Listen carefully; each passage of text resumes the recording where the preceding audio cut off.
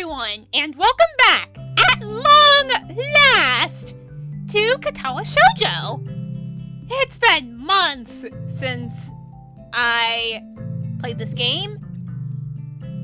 Who knows if I can even remember what the heck is going on. Well, anyway, I'm sure I'll figure it out.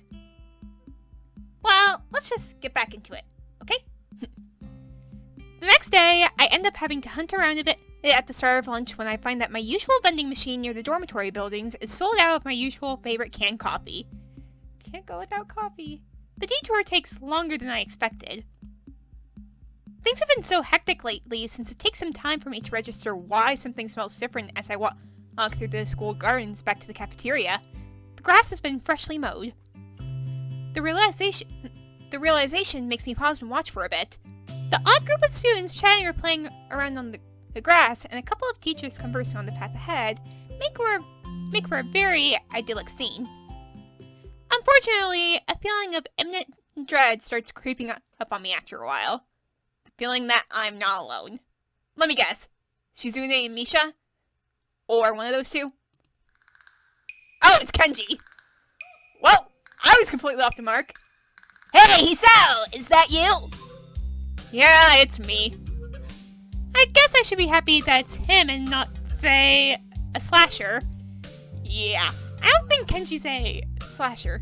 Kenji begins talking as if he's having a conversation with someone other than me. Knew it! That haircut is unmistakable. No normal person would have a haircut like that. Unconsciously, I start touching the back of my head. Once I realize what I'm doing, I feel insulted, yet too surprised to even get indignant about it. Yeah, what are you doing here? Measuring the temperature. Winter will come soon. It'll be too cold for women to go out and have their sex in the city style, or power lunches, followed by obstructive human wave formation walks in crowded urban areas. When this happens, man will be able to walk the streets unfettered once again and reclaim what is his heritage.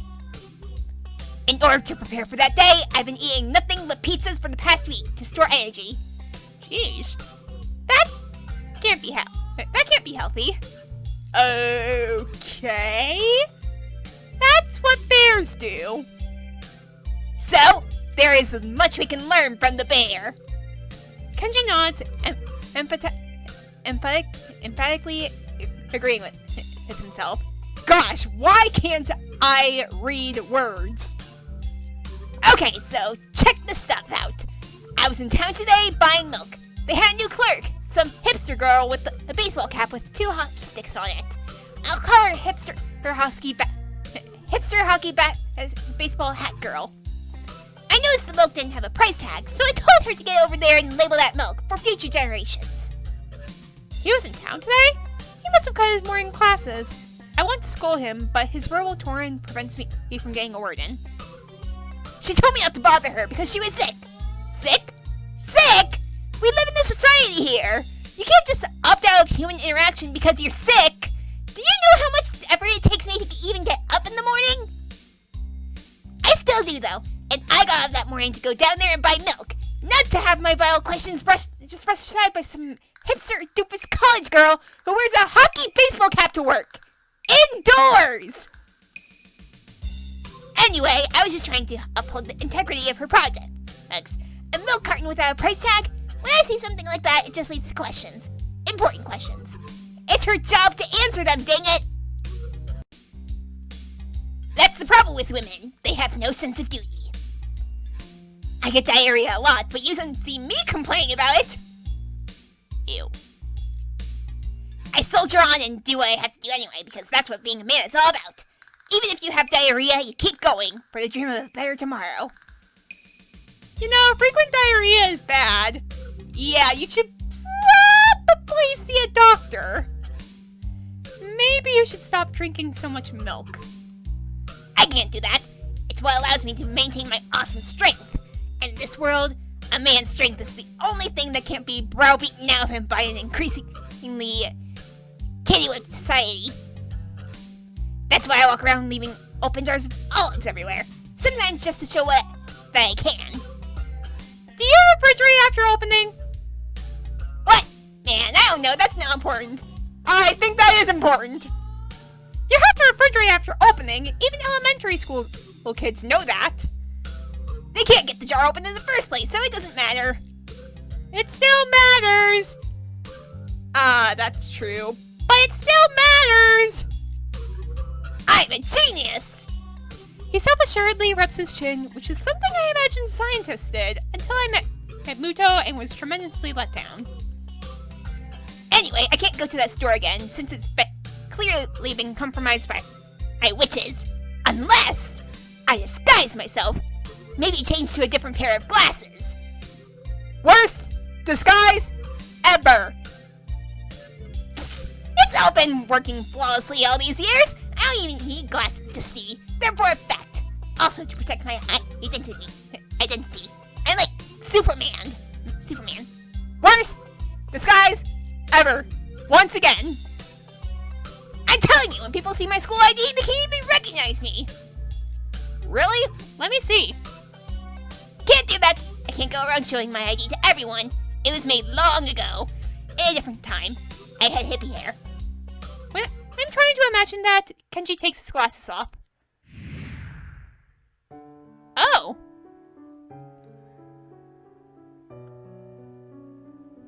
I can't believe I'm saying this, but Kenji's not that bad looking with glasses off. He squints as soon as they're off his face, which makes him look even more tired than he already does. He was right. He does look very different. Kind of like he hasn't slept in years. Not different enough for it to be a good disguise, though. I mean, other than the fact that he looks like he hasn't slept, he doesn't look that bad. Why the heck am I even saying this? You need more sleep. Nah. You look like you need it. No way. These are just the eyes of a man who has seen things. A shaman's eyes. Terrible things that you can't imagine. You know, I was going to say, I can only imagine, but he literally just said that I can't imagine, so. Like when I made a ship in a bottle and my mom sat on it. There was blood and shreds of floral print everywhere. That's what life experience is. Yeesh. Kenji doesn't seem very horrified, even though I think this is actually the first thing he's told me about himself that could have been legitimately traumatic. He's also talking about 30 degrees to my left, so I guess his blindness is real. I wave a hand in front of him anyway, to little effect. Man, I hope you realize I'm just joking. Dude! I laugh, pretending that I did. Somehow, looking him in the eyes is more difficult than usual. Want some trivia?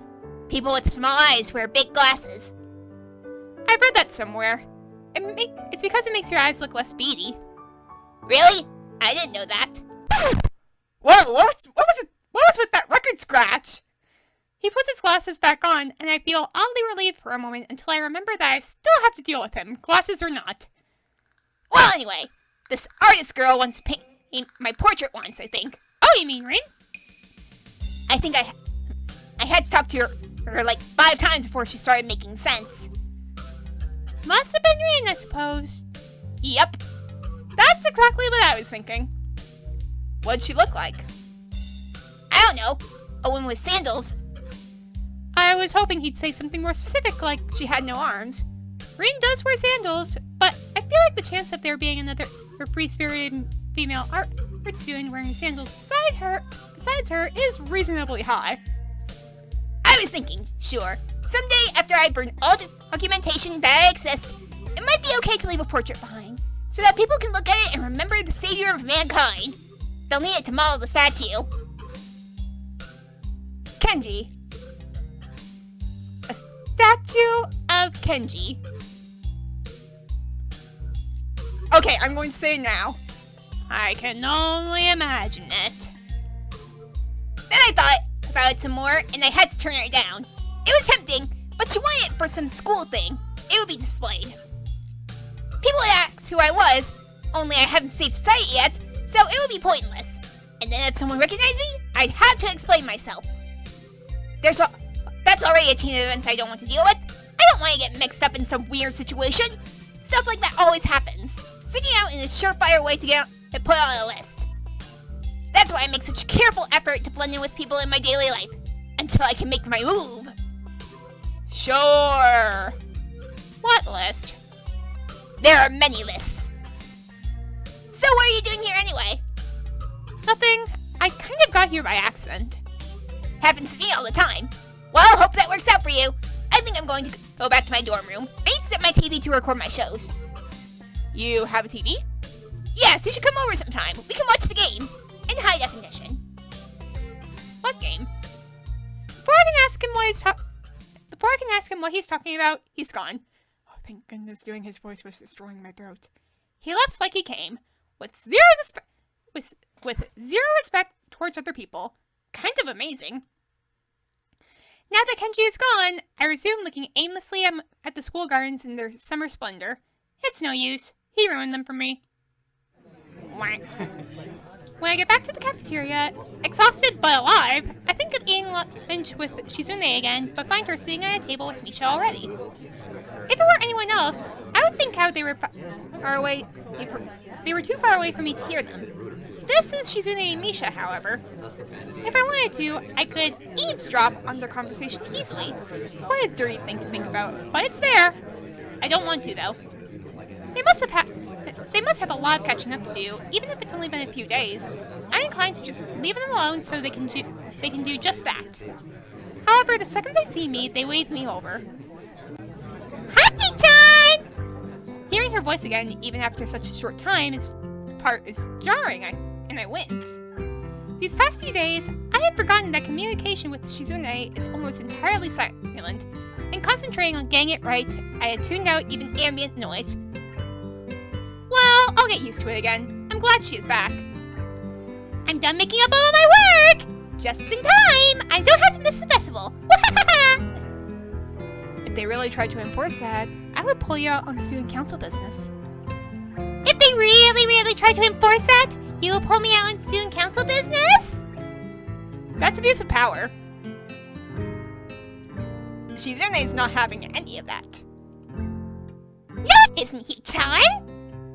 She-chan says if there are only 2 student council members overseeing the festival, it would be a problem, wouldn't it? Yeah, definitely! It has to be at least 3! It's for the good of everyone! It's perfectly reasonable! It's necessary! Shizune leans across the table a bit as Misha delivers her slightly disturbing, but militaristic justifications in a childish, bubbly, up-and-down tone. Shizune looks so happy, though, tensing her fingers and trying to hold back a laugh as Misha pounds more seriously on her behalf. If you say so. I'm actually happy right now that we can talk so easily to each other, all 3 of us. In the beginning, I thought that I might have found myself in a bad situation. I was sure that Shizune would hate getting saddled with being tour guide for the new guy. I didn't want to be that kind of burden either. It would be awkward if she wasn't deaf and mute too. Just now, she said that we would all have to be at the festival, the whole student council. I don't think that the student council has any real jurisdiction over Tanabata. It's only Shizune's way of saying that she wants to spend it together. Wants us to spend it together. Jeez. It's nice to have friends.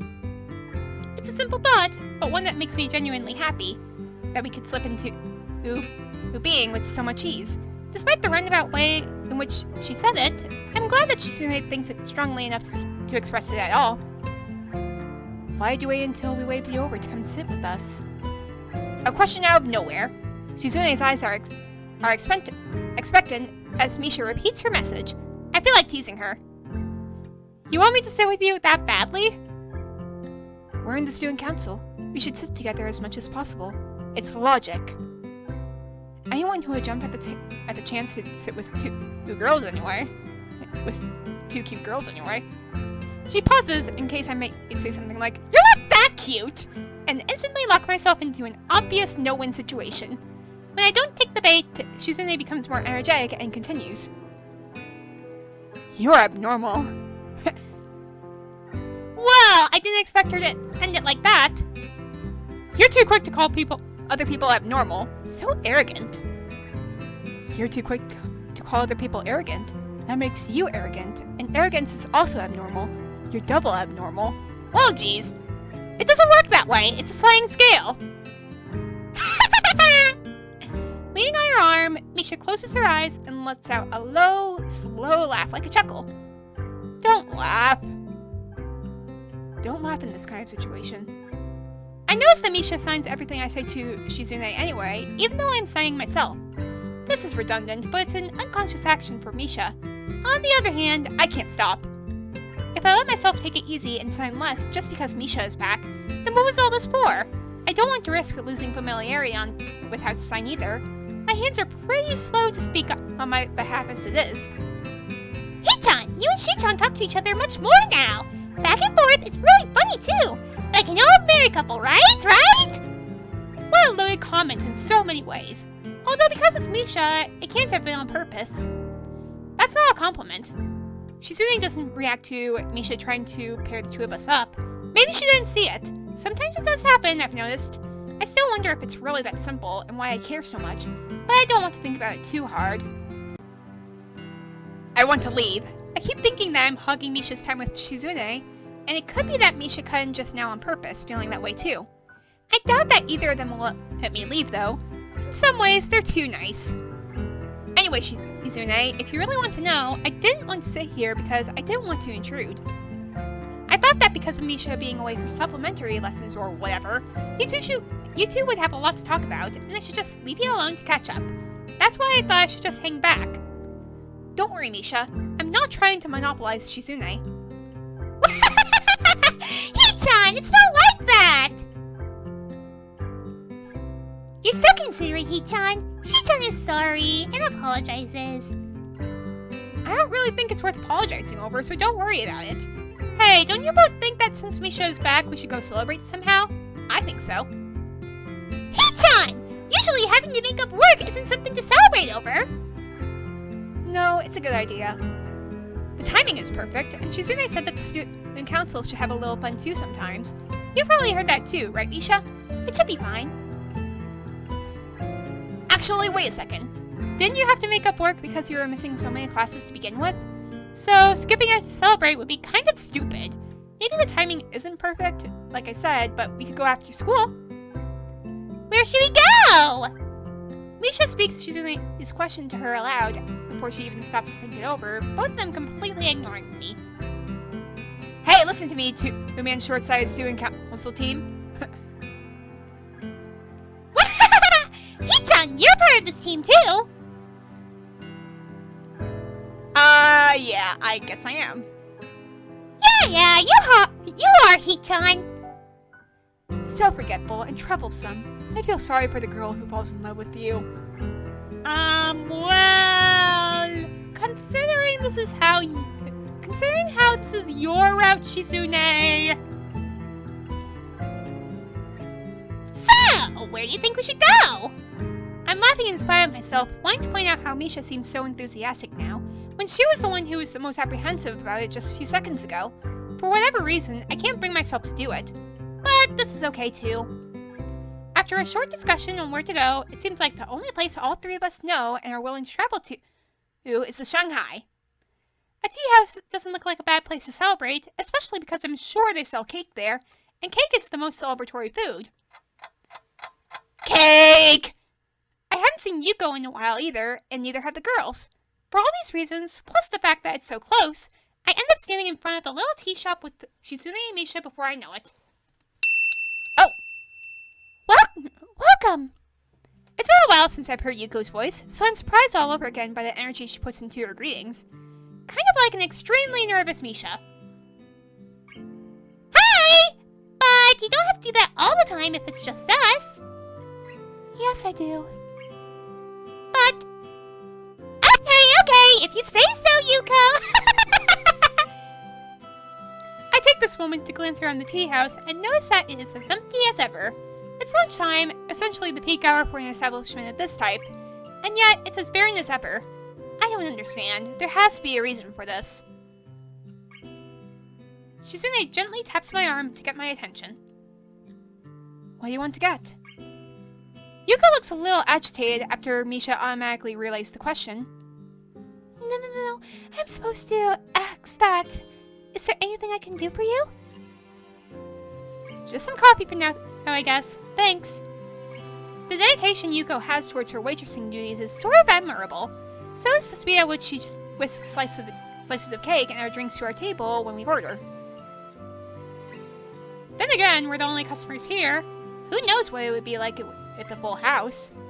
Shizune and Misha immediately dig into the cakes with gusto, probably because they can't talk with utensils in their hands. The whole point of sharing a meal with friends like this is being able to talk over it, after all. It makes sense that this would be the same with them.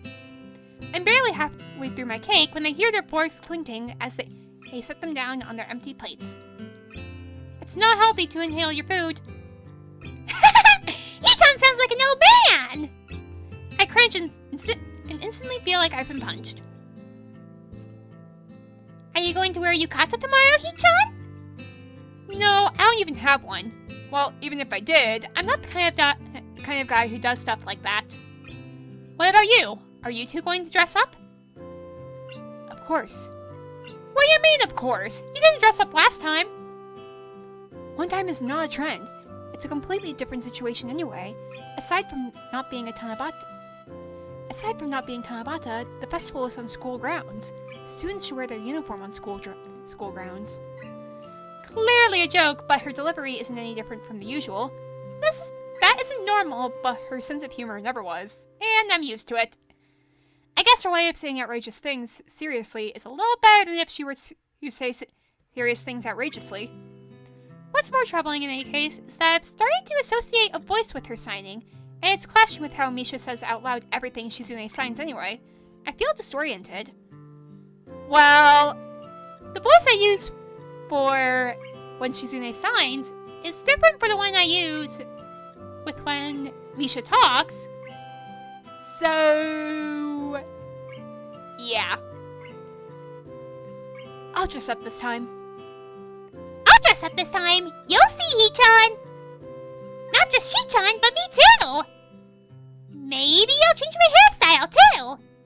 Don't do that. I can't really imagine you looking differently. Shizune wags a finger and smiles. Such quick and firm disapproval. What if I were to change my hairstyle? Maybe you could grow your hair out and make it look like drills. Oh jeez! Just imagine it. Shizune and Misha with their hairstyles swapped. She looks unamused. Luckily I see Yuko making her way over, likely to clear our plates and ask if we need anything from her.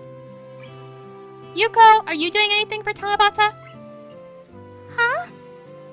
It's like she was practicing how to smoothly ask if I needed a refill of coffee while walking over, but she has no idea what to do, having been asked the question first. I feel bad. Yes, I'm working. Yuko, they make you work on holidays? Aww. Oh, we have the most business on holidays, and sometimes tourists. I don't mind. I had to do my best. I understand completely. So admirable. Shizune nods her head in solidarity, kind of feeling a kind of kinship with Yuko through their determination to be the best. Although for her it's a matter of pride, whereas Yuko might just feel that she really, really needs this job and maybe a raise. The most business, huh? So, how many people on average during a holiday?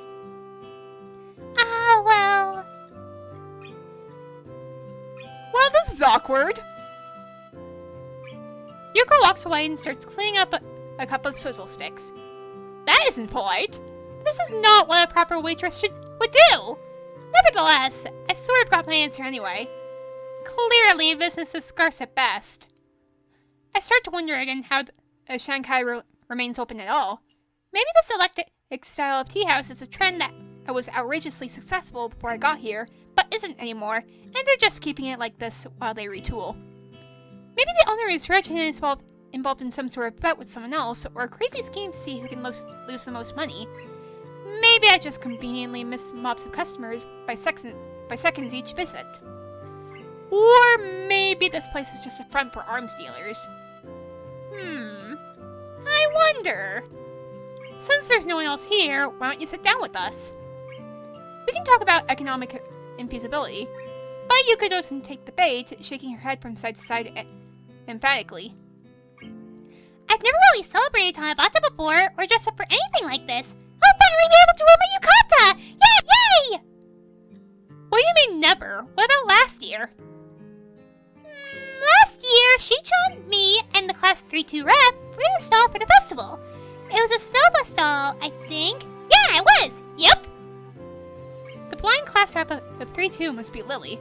I'm surprised they were able to work together on anything. But Misha would likely be the best possible buffer for that kind of thing with how innocent she is. Shichan cooked and Lily took the orders and I translated for them. Shichan kept saying, It's so inefficient, Misha! Why do you have to be the middleman? As in, why is there a middleman in the first place? Huh? It would be fine if I did the cooking and you took orders. It doesn't make sense at all. But I think everyone had fun in the end.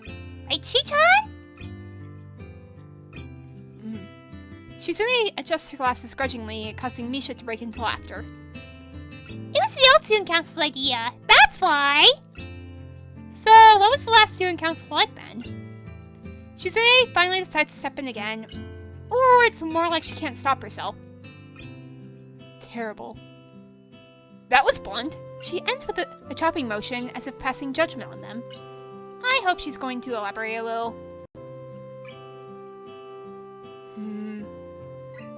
At universities and some private schools, student councils can have control over your millions of yen to budget and distribute as needed. Wow, really? Millions? Right! And there are much more involved in school activities too, Hee-chan. From Misha's tone, it seems like this is newer to her than it is to me. The school student council was like a joke in comparison! Don't give people positions of power if they don't have any power at all! What's the point? So, I want us to have more and more work. It was hard to convince the school and the other student council members to allow it. Actually, a lot of the work you've seen us do really is work that I took on, which is what Lily was talking about. If it wasn't for Shichan, the student council would just file attendance reports day in and day out. Would you prefer that, Hee-chan?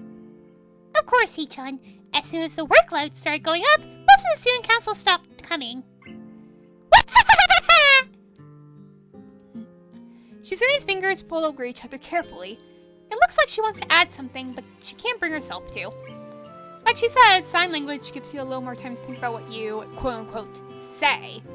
I guess she feels like she can't talk about this. That was then, and this is now. Let's just have fun tomorrow.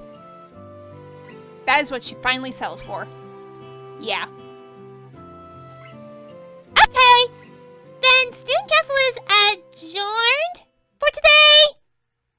It has to be adjourned excitingly, because it was a good day. Because today was a good day.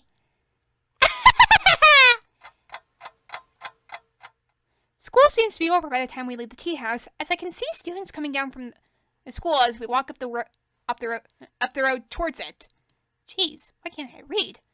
A couple people wearing a school uniform look at Shizune as she walks by, and I wonder if they recognize her as the student council president, or if their eyes are just being drawn to Misha's head.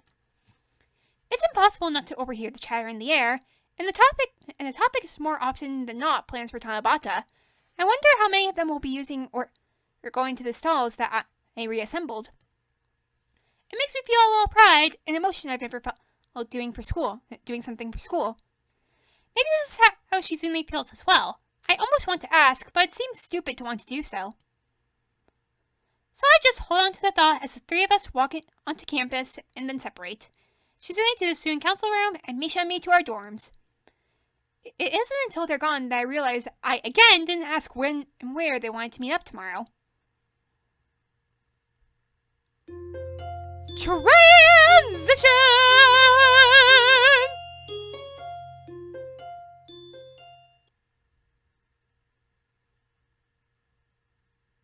And on that note, I think I'm going to stop here for today.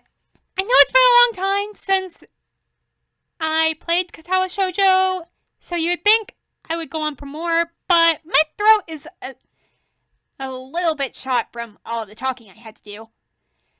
It really goes to show how not used to this I am. But in any case, I hope you enjoyed. Thank you all for watching. Be sure to leave a like, and see ya in the next one.